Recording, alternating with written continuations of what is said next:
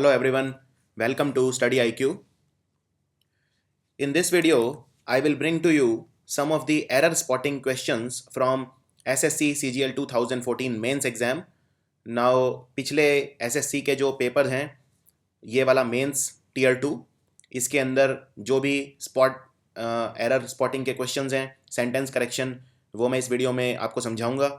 पुराने पेपर जब आप सॉल्व करते हैं तो हमेशा आपको एक आइडिया होता है कि क्वेश्चन किस तरह से आ सकते हैं, और ग्रामर में सॉल्व करना, ग्रामर में मार्क्स लाना थोड़ा सा डिफ़िकल्ट है कंपेयर टू जो दूसरी चीज़ें आती हैं इंग्लिश में, जैसे वोकैब या पैरा जंबल. उसके मुकाबले ग्रामर हमेशा टफ रहती है, क्योंकि ग्रामर में आपको बहुत सारी चीज़ें पढ़नी पड़ती हैं, खासकर पार्ट्स ऑफ स्पीच जैसे noun, pronoun, adjective, adverb, preposition, conjunction, interjection, subject verb agreement, तो वर्ब, टेंसेस, तो इतनी सारी चीज़ें मिला के ग्रामर ख़त्म होगी. इसीलिए मेरा ये प्रयास है कि अगर पुराने एग्ज़ाम के क्वेश्चन पर थोड़ी सी नज़र डाली जाए तो आप थोड़ा सा कॉन्फिडेंट फील करेंगे. सो इस वीडियो में मैं SSC CGL 2014, ये एग्ज़ाम 21 सितंबर 2014 को हुआ था SSC CGL का, तो मैं इसके क्वेश्चन कवर करूँगा. सो देखते हैं इसमें कौन कौन से क्वेश्चन एरर स्पॉटिंग से आए थे. सो सबसे पहला सवाल है, headmaster has instructed the teachers to follow the rules of the school. अब जब भी आप SSC CGL या CHSL के क्वेश्चंस देखते हैं तो उसमें ये क्वेश्चन आसान इसलिए हो जाते हैं क्योंकि इसमें आपको सॉल्व नहीं करना पड़ता, सिर्फ पहचानना होता है. इसीलिए हम इनको बोलते हैं स्पॉट द एरर. सिर्फ आपको एरर स्पॉट करना है, ठीक नहीं करना. तो आपको कई बार पढ़ते हुए आइडिया हो जाता है कि सेंटेंस के किस वाले हिस्से में एरर है, और चाहे आप उसको ठीक ना कर पाएँ, लेकिन अगर आपको इतना भी आइडिया हो गया कि A, B, C या D किस में एरर है तो भी आपको नंबर मिल जाएंगे. सो इसके अंदर सवाल है, headmaster has instructed the teachers to follow the rules of the school. Headmaster ने सारे टीचर्स को यह इंस्ट्रक्शन दिया है कि वो रूल्स को फॉलो करें, रूल्स को ना तोड़ें. अब इसके अंदर headmaster has instructed the teachers to follow the rules of the school. Headmaster यहाँ पर एक पर्टिकुलर पर्सन है, और इसीलिए इसके अंदर एक आर्टिकल की ज़रूरत होगी. सो यहाँ पर ये बिना आर्टिकल के नहीं रह सकता, इसलिए आपको लिखना है द हेड मास्टर. यहाँ पर ये हेड मास्टर ऐसा नहीं है कि कोई भी हेड मास्टर है, या इसलिए यहाँ पे इसको स्पेसिफाई करना पड़ेगा ये कोई बहुत खास हेड मास्टर है जो स्कूल का है जिसकी बात हो रही है. जब भी आप कोई खास पर्सन की बात करते हैं तो हमेशा द लगाते हैं किसी खास चीज़ की, इसीलिए हम इसको कहते हैं डेफिनेट आर्टिकल. डेफिनेट मतलब जो फिक्स है. सो ये है द, यहाँ लगेगा the headmaster has instructed the teachers to follow the rules of the school. तो यानी कि अब इसमें आपके सामने 4 ऑप्शन रहेंगे, ऐसे एक सर्कल रहेंगे. तो ए में गलती है, इसमें हेड मास्टर सिर्फ नहीं, हेड मास्टर के आगे दा लगेगा, तो आपको ए वाला सर्कल भरना है एग्जाम के अंदर.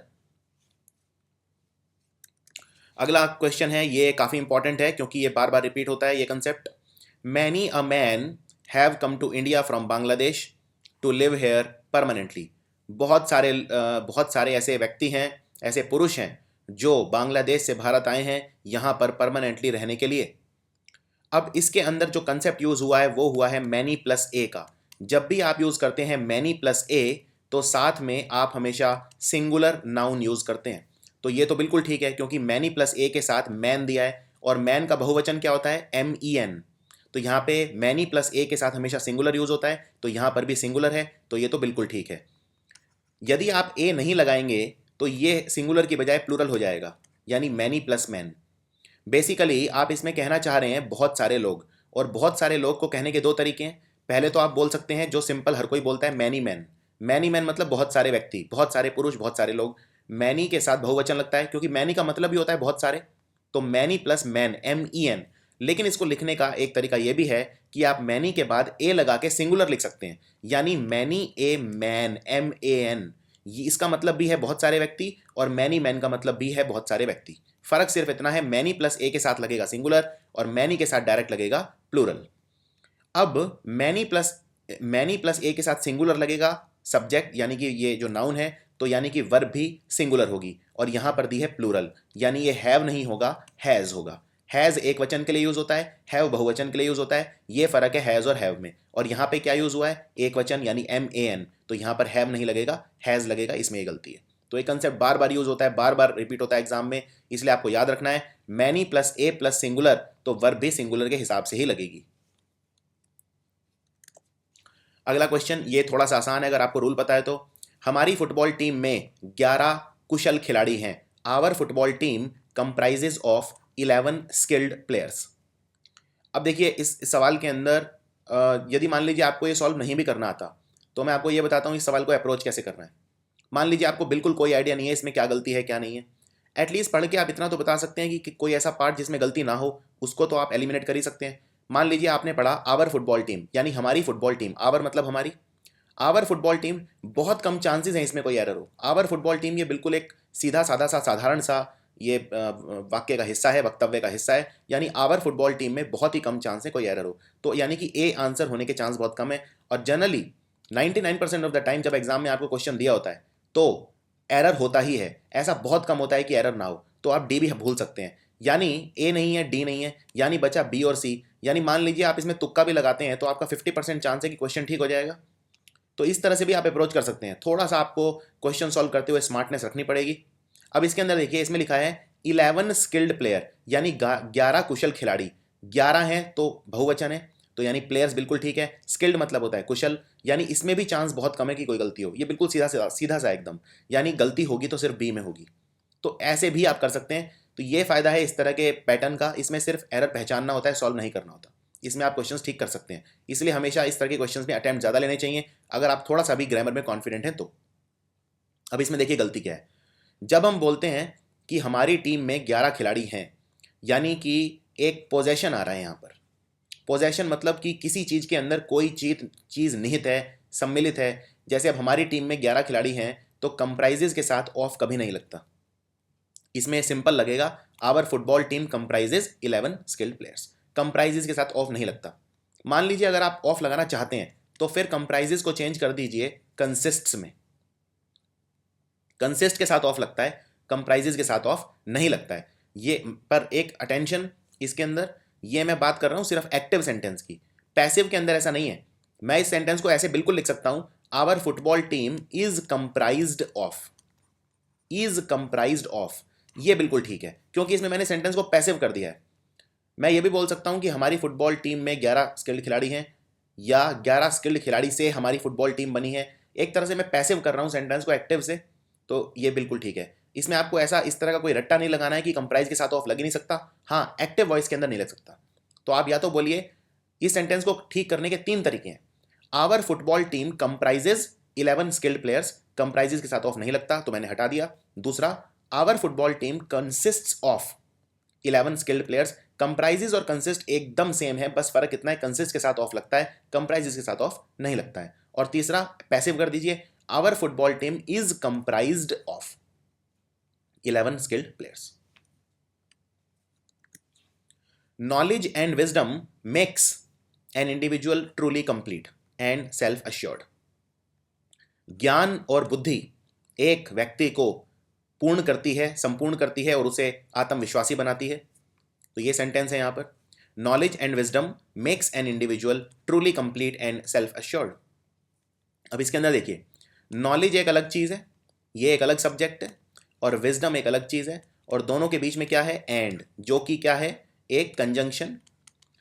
कंजंक्शन यानी संयोजक, ये वो शब्द हैं जो सेंटेंस को जोड़ते हैं। तो नॉलेज एक व्यक्ति को कंप्लीट बनाती है, विजडम एक व्यक्ति को कंप्लीट बनाता है, यानी कि नॉलेज एंड विजडम, तो मैंने 2 सेंटेंस को जोड़ दिया। अब कंजंक्शन, ये किस तरह का कंजंक्शन है? कंजंक्शन भी कई तरह के होते हैं, सबऑर्डिनेटिंग कंजंक्शन, कोऑर्डिनेटिंग कंजंक्शन, बहुत सारे तरह के होते हैं। ये एक कोऑर्डिनेटिंग कंजंक्शन है, यानी सेंटेंस की जो सब्जेक्ट हैं दोनों एक दूसरे के बराबर हैं। नॉलेज एंड विजडम, अब देखिए नॉलेज एक अलग है, नॉलेज सिंगुलर है, एक वचन है, विजडम भी सिंगुलर है, पर बीच में जब आप एंड लगा देते हैं तो ये बहुवचन का काम करेगा, और बहुवचन के लिए फिर वर्ब बहुवचन होगी। यहाँ पे वर्ब सिंगुलर दी है मेक्स, तो मेक्स नहीं होगा, ये हो जाएगा मेक। इसके लिए एक आसान ट्रिक बताता हूँ आपको। मान लीजिए आपको कोई नाउन दिया है, जैसे मान लीजिए चॉकलेट दिया है। अब चॉकलेट का बहुवचन बनाना है तो क्या बन जाएगा, चॉकलेट्स। इसी तरह मान लीजिए कुर्सी, तो इसका बहुवचन हो जाएगा कुर्सियां, यानी एस लग जाएगा। यानी कि जब आप किसी नाउन को बहुवचन बनाते हैं तो उसके अंदर एस जोड़ देते हैं, और इसका बिल्कुल उल्टा होता है वर्ब के अंदर। मान लीजिए मैं बोलता हूं वो खाना बनाती है, तो मैं बोलूंगा शी कुक्स, और मान लीजिए मैं बोलूँगा वो लोग खाना बनाते हैं, यानी बहुत सारे लोग हैं, तो दे कुक। यानी आपने देखा वर्ब के अंदर ये शी मतलब एक ही पर्सन है, सिंगल, एक वचन। एक वचन के साथ वर्ब के अंदर एस लग रहा है। ये बिल्कुल नाउन का उल्टा है। नाउन में बहुवचन के साथ एस लगता है। जैसे चॉकलेट एक वचन है, चॉकलेट्स बहुवचन है। चेयर एक वचन है, चेयर्स बहुवचन है, यानी बहुवचन के साथ एस लगता है। लेकिन वर्ब के अंदर उल्टा हो जाता है। वर्ब के अंदर एक वचन के साथ एस लगता है और बहुवचन के साथ एस गायब हो जाता है। तो यही यहाँ पे भी यही हुआ है। ये मेक्स वर्ब है और ये नॉलेज और विजडम दो सिंगुलर मिलके हो गए हैं बहुवचन, दो सिंगुलर प्लूरल हो गए हैं। तो प्लूरल के साथ एस नहीं लगेगा वर्ब के अंदर, तो यानी कि एस हटा दीजिए तो बन गया मेक। यानी गलती किस में है? गलती है ए वाले पार्ट में। तो जब आपके सामने चार वो होंगे गोले, आपको पहले वाला भरना है, ए में गलती है। अगला सेंटेंस है one of the boys who always give the correct answer is Samuel. यानी कि बहुत सारे बच्चे हैं, उनमें से जो हमेशा सही जवाब देता है उसका नाम है सैमुअल। देखिए ये एक सब्जेक्ट वर्ब एग्रीमेंट का एरर है इसमें। वन ऑफ द के साथ हमेशा बहुवचन लगता है। देखिए अब मैं यहाँ पे क्या बोल रहा हूँ, मैं यहाँ बोल रहा हूँ बच्चे तो बहुत सारे हैं, ये मान लीजिए बहुत सारे स्टूडेंट्स हैं, लेकिन इनमें एक है जो हमेशा सही जवाब देता है जिसका नाम है सैमुअल। चलिए मान लीजिए ये वाला पर्सन सैमुअल है। अब ये वाला सैमुअल हमेशा सही जवाब देता है। सैमुअल कितने हैं? सैमुअल तो एक ही है, यानी लड़के तो बहुत सारे हैं, लड़के हैं प्लूरल। लेकिन वन ऑफ द बॉयज मतलब क्या है? लड़कों में से एक, यानी वन ऑफ द बॉयज पूरा का पूरा है सिंगुलर। बॉय सिर्फ बॉयज है प्लूरल, लेकिन वन ऑफ द बॉयज मतलब सिंगुलर। तो यानी यहां पे सिंगुलर होगा तो वर्ब कैसी आएगी? वर्ब भी सिंगुलर के हिसाब से आएगी। इसको बोलते हैं सब्जेक्ट वर्ब एग्रीमेंट। सब्जेक्ट और वर्ब के बीच में हमेशा एक एग्रीमेंट, एक रिश्ता होता है कि वर्ब हमेशा हमेशा, और बात मैं यहाँ पे सिर्फ ट्रू वर्ब की कर रहा हूँ, फॉल्स वर्ब की नहीं कर रहा। यानी मैं जेरंड पार्टिसिपल या इन्फिनेटिव की बात नहीं कर रहा, मैं सिर्फ ट्रू वर्ब की बात कर रहा हूँ। तो वन ऑफ द बॉयज, अब यहाँ पे करेक्ट आंसर कौन देता है? हर बॉयज, जितने भी बॉयज हैं उनमें से एक लड़का, यानी यहाँ पे गिव नहीं होगा, गिव्स होगा। क्योंकि आप जानते हैं वन ऑफ द बॉयज क्या है? सिंगुलर, तो वर्ब भी सिंगुलर आएगी। और पिछले वाले सेंटेंस में मैंने बताया आपको, जब वर्ब सिंगुलर आती है तो उसमें एस लगा देते हैं हम, बिल्कुल नाउन का उल्टा होता है। यहाँ पे लेकिन वर्ब के अंदर एस नहीं लगाए तो एस लगाना पड़ेगा यहाँ पे, यानी आंसर होगा गिव्स। तो गलती किस भाग में है? गलती बी वाले भाग में है, बी इज द आंसर। अगला सेंटेंस ये थोड़ा सा डिफिकल्ट है, इसमें आप बस रूल का रट्टा लगा सकते हैं। It is high time we renovate our old house. देखिए इट इज़ हाई टाइम का मतलब क्या होता है? इट इज़ हाई टाइम मतलब जब आप कोई अर्जेंसी दिखाते हैं, अर्जेंसी कि भाई वक्त निकले जा रहा है, आप जल्दी से कुछ कीजिए, इट इज़ हाई टाइम। मान लीजिए मैं बोलता हूँ कि आपके एग्जाम में सिर्फ 3 दिन पड़े, it's high time you studied. Basically एक रूल ये है, जब आप इट इज़ हाई टाइम से स्टार्ट करते हैं सेंटेंस, तो आप हमेशा भूतकाल यानी पास्ट टेंस का वर्ब लगाते हैं। जैसे for example, it is high time we renovate our old house, यानी कि ये हाई टाइम है, हमें अपना घर रेनोवेट कर लेना चाहिए था। बेसिकली इसमें हम बोलते तो ये हैं कि अब समय आ गया है, वक्त निकले जा रहा है, हमें अपना घर रेनोवेट कर लेना चाहिए। लेकिन इस तरह के सेंटेंस में एक था का भाव आता है, यानी कि समय निकल गया है ऑलरेडी, समय ऑलरेडी निकल गया है, अब हमारे पास इतना कम वक्त है कि हमें घर रेनोवेट कर लेना चाहिए था, यानी हमें घर का नवीनीकरण, आधुनिकरण कर लेना चाहिए था, तो घर को नए जैसा बना लेना चाहिए था। तो इसमें हमेशा एक था का भाव आता है। ये था का भाव जरूरी नहीं है बोलने में आए, लेकिन ये था का भाव जरूर लिखने में जरूर आता है। तो यानी यहाँ पे वी रेनोवेट नहीं होगा, इसका होगा वी रेनोवेटेड। इसी तरह अगर मैं बोलता हूँ इट्स हाई टाइम तुम्हें पढ़ लेना चाहिए, तो कहने का मतलब है इट्स हाई टाइम तुम्हें पढ़ाई ऑलरेडी स्टार्ट कर देनी चाहिए थी। तो यानी मैं बोलूंगा it is high time you studied. मैं ये नहीं बोलूंगा it is high time you study for the exam, मैं बोलूंगा it is high time you studied for the exam. तो इसमें आपको याद रखना है, ये पास्ट टेंस लगाना है, और ये काफी फ्रिक्वेंटली एग्जाम में आता है। अगला सवाल ये थोड़ा आसान है, ये नाउन बेस्ड है। The first inning of the match was very sensational. जो मैच की पहली पारी थी वो बहुत ही शानदार थी। देखिए जब हम बोलते हैं पारी, तो पारी के लिए वर्ड होता है इनिंग्स। अगर मैं बोलता हूं राहुल द्रविड़ ने एक बहुत शानदार पारी खेली, तो मैं बोलूंगा Rahul Dravid played a very good innings. शब्द ही इनिंग्स है, इसमें आपको ऐसे नहीं सोचना है कि इनिंग मतलब होता है एक और इनिंग्स मतलब होता है बहुत सारी पारी, ऐसा नहीं है। शब्द ही इनिंग्स है, शब्द ही बहुवचन है, चाहे वो एक पारी हो चाहे 1000 पारी हो, शब्द इनिंग्स ही होता है। तो ये गलती है यहाँ पे, इस तरह के नाउन एरर है ये। नाउन में इस तरह के बहुत सारे शब्द हैं जो दिखते एक वचन है होते बहुवचन है, या होते बहुवचन है दिखते एक वचन है, तो इस तरह की बहुत सारी वैरायटी है इसमें। अगला सेंटेंस, इसके लिए थोड़ी सी आपको टेंस और वर्ब की अंडरस्टैंडिंग चाहिए, थोड़ा सा डिफिकल्ट है। How long it takes to travel from Chennai to Trichy by train. इसमें मैं क्वेश्चन पूछ रहा हूँ, क्वेश्चन ये पूछ रहा हूँ कि चेन्नई से त्रिची, चेन्नई तमिलनाडु में, त्रिची भी तमिलनाडु में, तो आपसे सवाल ये पूछा जा रहा है कि चेन्नई से त्रिची जाने में ट्रेन से कितना समय लगता है। अब देखिए, जब मैं सवाल पूछता हूँ तो हेल्पिंग वर्ब हमेशा पहले लगती है, और दूसरी बात, सवाल जब पूछते हैं इस सेंटेंस को बोलते हैं इंटेरोगेटिव सेंटेंस। इंटेरोगेटिव सेंटेंस की कुछ खास बातें होती हैं जो आपको पता होनी चाहिए। मान लीजिए मैं पूछता हूं क्या तुम सुरेश हो, तो सेंटेंस होगा आर यू सुरेश। और मान लीजिए मैं इसका जवाब, मान लीजिए कोई जवाब दे रहा है इसका, तो क्या कहेगा? मान लीजिए वो सवाल नहीं कर रहा, वो बता रहा है तुम सुरेश हो, यानी यू आर सुरेश।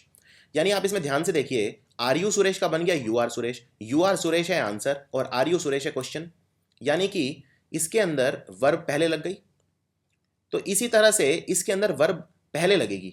अब इसमें मैं इसमें पूछ रहा हूं कि चेन्नई से त्रिची ट्रैवल करने में कितना टाइम लगता है। ट्रैवल करना एक क्रिया है, और क्रिया के लिए हमेशा जो वर्ब यूज होती है वो है डू, और डू का एक वचन होता है डज, क्योंकि डू मतलब कुछ करना।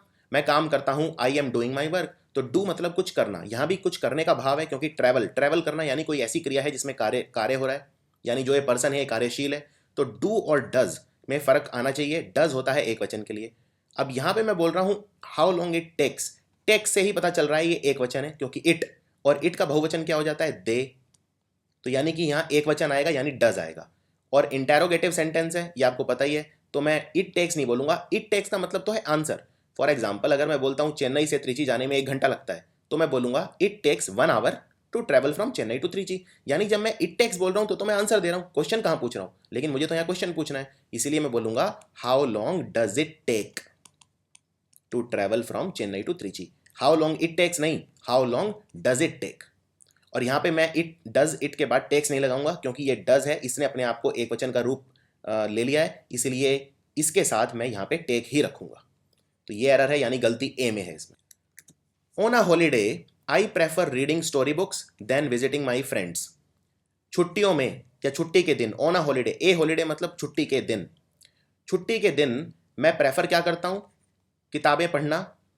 और मैं क्या प्रेफर नहीं करता? Visiting my friends. यानी छुट्टी के दिन मैं 2 कार्य कर सकता हूँ, एक तो मैं किताबें पढ़ सकता हूँ, दूसरा मैं अपने दोस्तों के घर जा सकता हूँ। लेकिन मैं प्रेफर क्या करता हूँ? मैं स्टोरी पढ़ना पसंद करता हूँ देन विजिटिंग माई फ्रेंड्स।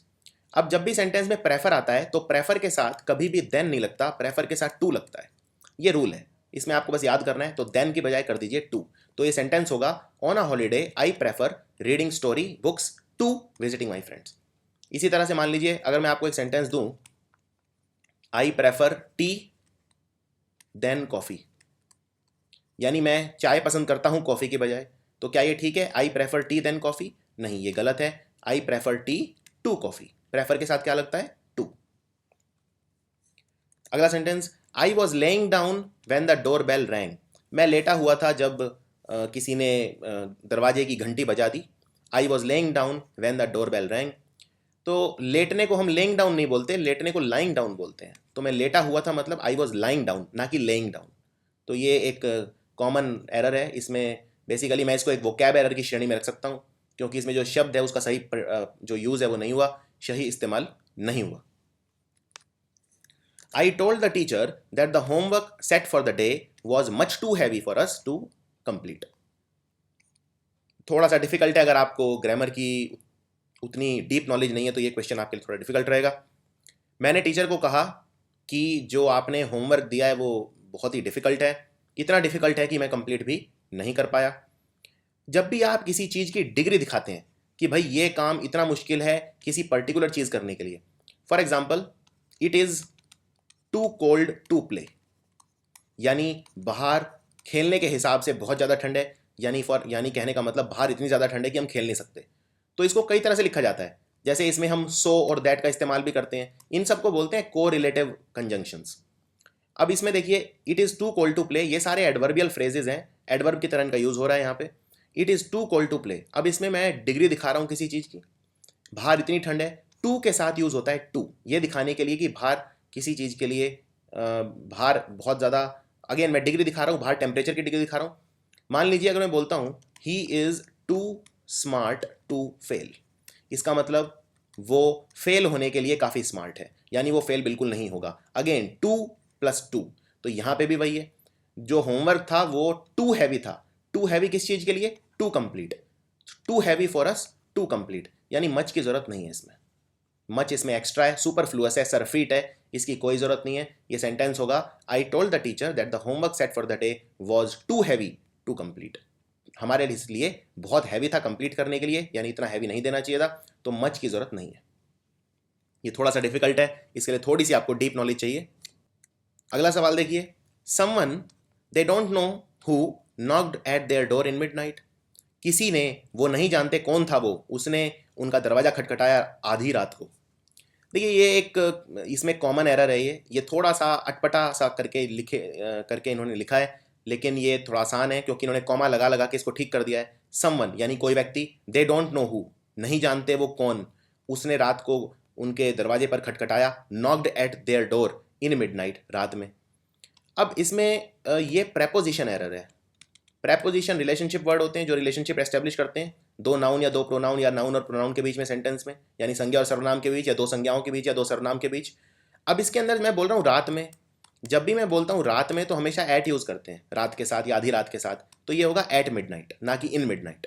हाँ, अगर आपको बोलना है सुबह तो आप बोलेंगे इन द मॉर्निंग, अगर आपको बोलना है इवनिंग में तो आप बोलेंगे इन द इवनिंग, लेकिन अगर बोलना है रात में तो रात में फिर इन द नाइट नहीं बोलेंगे, आप बोलेंगे एट नाइट या eight midnight.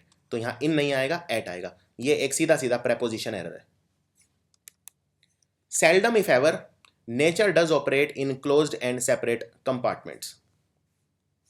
Now seldom if ever nature does operate in closed and separate compartments।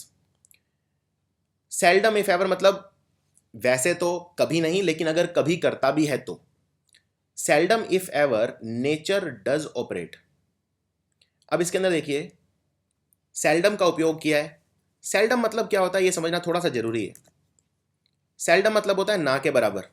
जैसे आपने कहावत सुनी होगी, बार्किंग डॉग seldom bite। अगर मैं बोलता हूँ कभी नहीं तो मैं यूज़ करता हूँ नेवर, और अगर मैं बोलता हूँ ऑलमोस्ट जीरो के बराबर यानी ऑलमोस्ट नेवर के बराबर तो यानी सेल्डम। सेल्डम को मैं रेयरली भी बोल सकता हूँ यानी ना के बराबर, मैं बेयरली भी बोल सकता हूँ ना के बराबर, मैं स्कार्सली भी बोल सकता हूँ। तो ये कई सारे शब्द हैं जो मैं यूज़ कर सकता हूँ। अब ये सेंटेंस सेल्डम से स्टार्ट हो रहा है, यानी एडवर्ब ऑफ फ्रीक्वेंसी से स्टार्ट हो रहा है। ये है एडवर्ब ऑफ फ्रीक्वेंसी। जब भी एडवर्ब ऑफ फ्रीक्वेंसी से स्टार्ट होता है सेंटेंस तो हम करते हैं एक फिनोमेना जिसको बोलते हैं वर्ब इन्वर्जन। वर्ब इन्वर्जन, जैसे फॉर एग्जांपल अगर आपको बोलना है मैं मंदिर कभी नहीं जाता हूं, तो आप बोलेंगे I never go to the temple. बिल्कुल ठीक, I never go to the temple. लेकिन इसको लिखने का एक और तरीका है, मैं सेंटेंस नेवर से स्टार्ट कर सकता हूं, तो फिर मैं बोलूंगा never do I go to the temple. यानी जब एडवर्ब ऑफ फ्रीक्वेंसी से सेंटेंस स्टार्ट करना है तो वर्ब मैंने उल्टी कर दी। तो यहां पे भी यही करेंगे। सेल्डम से स्टार्ट हो रहा है तो seldom if ever, nature does नहीं, seldom if ever does the nature operate. Seldom if ever does the nature operate in closed and separate compartment, यानी गलती है बी में। अगला sentence, Mohan left on the opportunity that came his way. Mohan left on the opportunity that came his way. देखिए जब भी आप किसी अपॉर्चुनिटी को लपकते हैं तो उसके लिए हम बोलते हैं लीपिंग एट द अपॉर्चुनिटी या लीपिंग एट द चांस, या इस तरह से। तो जब भी आप लीप करते हैं, लीप मतलब लपकना, कोई आपके हिस्से में कोई अपॉर्चुनिटी आई, कोई मौका आया, आपने लपक लिया, तो Mohan left at the opportunity, on नहीं। तो ये प्रेपोजिशन एरर है फिर से। One should respect the religions of others as much as his own. किसी व्यक्ति को दूसरों के रिलीजन का भी सम्मान करना चाहिए जितना कि वो अपने खुद का करता है। अब देखिए इसमें जब मैं बोलता हूं वन, वन मतलब कोई भी व्यक्ति, और वन के साथ जब मैं पोजेशन दिखाऊंगा कि कोई चीज किसी की है तो मैं वन ही यूज करूंगा, हिज और हर नहीं करूंगा। क्या मुझे ये पता है ये वन जिस व्यक्ति के लिए यूज हो रहा है वो स्त्रीलिंग है कि पुल्लिंग है? नहीं, मुझे नहीं पता है, यानी मैं हिज और हर नहीं लिख सकता वहां पे, क्योंकि मुझे पता ही नहीं है वन कौन है। ये तो मैं किसी व्यक्ति के लिए बात कर रहा हूं, एक तरह से ये इम्पर्सनल है एक तरह से। So one should respect the religions of others as much as his own, नहीं वंस ओन। हिज ओन मतलब वो, हिज किसके लिए यूज करते हैं? मेल के लिए करते हैं, और हर किसके लिए करते हैं? फीमेल के लिए करते हैं। लेकिन मुझे नहीं पता यहाँ कौन है, इसीलिए मैं वन की बजाय यहाँ हिज की बजाय वंस लिखूंगा। Due to inflation the cost of living escalated in the last 1 year। पिछले एक साल में, आज से लेके पिछले एक साल में। सो ये मान लीजिए आज है प्रेजेंट जब आप ये बात कह रहे हैं, और आज से ये है पिछला एक साल, यहाँ तक पिछले एक साल से अब तक। जब मैं अब तक बोल रहा हूँ तो यहाँ पे प्रेजेंट परफेक्ट टेंस लगेगा, क्योंकि पास्ट में चीज़ शुरू हुई और प्रेजेंट तक आ रही है, प्रेजेंट परफेक्ट। और प्रेजेंट परफेक्ट क्या होता है, आप हैज़ प्लस हैव और third form of the verb लगाते हैं। और यहाँ पे क्या लगा हुआ है, the cost of living escalated. Escalated मतलब यहाँ पे सिर्फ second form of the verb लगी है, इसके साथ हैज़ और हैव नहीं लगा है। और एस्केलेट एक ऐसा शब्द है, इसका V2 और V3 यानी second form of the verb यानी पास्ट, और third form of the verb यानी पास्ट पार्टिसिपल, दोनों ही फॉर्म एस्केलेटेड होती हैं। तो इसमें गलती क्या है, इसमें हमने नहीं लगाया हैज़। द कॉस्ट सिंगुलर है तो मैं हैज़ लगाऊंगा, कुछ प्लूरल होता तो मैं हैव लगाता। तो आंसर है due to inflation the cost of living has escalated in the last 1 year. Just as I was entering the room the family was going for a party. जैसे ही मैं कमरे में घुसा या घुस रहा था, वैसे ही वो फैमिली पार्टी के लिए जा रही थी। इसके अंदर एक पास्ट के अंदर काम हो रहा था, just as I was entering the room. Was entering ये है पास्ट कंटिन्यूस टेंस। जब भी आप वॉज या वर प्लस आईएनजी यूज करते हैं, वर्ब आईएनजी, ये होता है पास्ट कंटिन्यूस टेंस। ये दिखाता है कि भूतकाल में कोई काम हो रहा था, यानी पास्ट में कोई काम हो रहा था। So just as I was entering the room. जब भी आप पास्ट में कोई काम कर रहे होते हैं और उसमें कोई रुकावट आती है या उसमें कोई बाधा आती है, तो वो हमेशा सिंपल पास्ट टेंस में लगाएंगे आप। तो for example, just as I was entering the room, जब मैं रूम में एंटर कर रहा था, और बाधा क्या थी, यानी एक तरह से जो कोई उस वक्त काम हुआ वो सिंपल पास्ट में आएगा। The family was going for a party, family was going नहीं, the family went for a party. इसी तरह से अगर मैं बोलता हूँ कि जैसे मैं बाईसाइकिल चला रहा था, मैंने उसे देखा। सो इसमें मैं बोलूँगा just as I was riding the bicycle I saw him. मैं उसमें ये नहीं बोलूँगा I was seeing him, I saw him, क्योंकि मैं बाईसाइकिल चला रहा था, ये है पास्ट कंटिन्यूस, और बाधा क्या हुई, मैंने उसे देखा। सो आई सॉ हिम। सो इसमें ये छोटी छोटी चीज़ें आपको याद रखनी है। Just as I was entering the room the family went for a party. Water contamination has become more serious since chemists have begun to use new substances. पानी का दूषित होना बहुत ज़्यादा सीरियस हो गया है जब से केमिस्ट ने नए सब्सटेंसेस यूज़ करने स्टार्ट किए हैं। सिंस यहाँ पे दिखाता है कि कोई पास्ट टेंस में एक टाइम वहाँ से, और ये पास्ट टेंस एकदम डिफाइंड है कि ये पास्ट में ही है, इसलिए मैं सिंपल पास्ट लगाऊंगा, मैं प्रेजेंट परफेक्ट नहीं लगाऊंगा। यहाँ पे लगा है प्रेजेंट परफेक्ट। मुझे कैसे पता प्रेजेंट परफेक्ट लगा है, क्योंकि यहाँ पे लगा है हैव बिगन। तो हैव बिगन, सो इसके अंदर मैं लिखूंगा began, since chemists began to use new substances. The arm was so badly injured that he must have it amputated. उसका हाथ इतनी बुरी तरह से जख्मी हो गया था कि उसे उसे कटवाना पड़ा। ये पास्ट टेंस का जिक्र हो रहा है, उसका हाथ इतनी बुरी तरह से जख्मी हो गया था यानी पास्ट टेंस की बात हो रही है कि उसे हाथ कटवाना पड़ा यानी एम्प्यूटेट करवाना पड़ा। तो जब पास्ट में कोई ऑब्लिगेशन दिखाते हैं तो मस्ट यूज नहीं होता, तो यूज होता है हैड टू। तो आप बोलेंगे that he had to have it amputated. Had to का मतलब कोई पास्ट ऑब्लिगेशन दिखाता है। फॉर एग्जाम्पल, मुझे जाना पड़ा तो मैं बोलूँगा आई हैड टू गो।